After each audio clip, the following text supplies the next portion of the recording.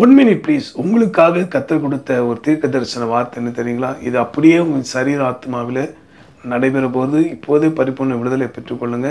Mark 5ஆம் அதிகாரம் 34ஆம் வசனத்தை மறக்க வேண்டாம். உன் வேதனை நீங்கி சுகமாயிரு என்றார். உங்களை சுகமாக்குகிறவர், உன் வேதனை நீங்கின்னு சொன்னவர், நீங்களும் பிறருடைய வேதனையை நீக்கக்கூடிய, ஆற்றக்கூடிய, மற்றவர்களுடைய கவலையை போக்கக்கூடிய சக்தி பெற்ற மனிதர்களாய் மாற ஆண்டவர் உதவி செய்வார். ஏன்னா நீங்கள் பெற்ற நன்மையை, அற்புதத்தை மற்றவங்களுக்கு போய் சொல்ல போகிறீங்க. ஆகவே மௌனமாக இருக்க வேண்டாம். கர்த்தராகிய தேவன் உங்களை சாதனையாளர்களாய் மாற்ற துடிக்கிறார். ஒப்பு கொடுங்க.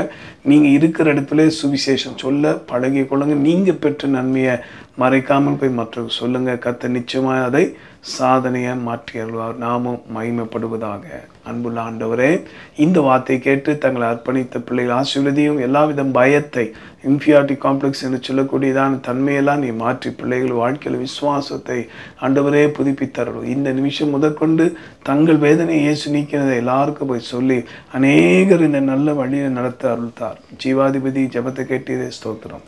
இயேசு மூலமாக வேண்டுகிறோம் மிக நல்ல பிதாவே. ஆமேன்.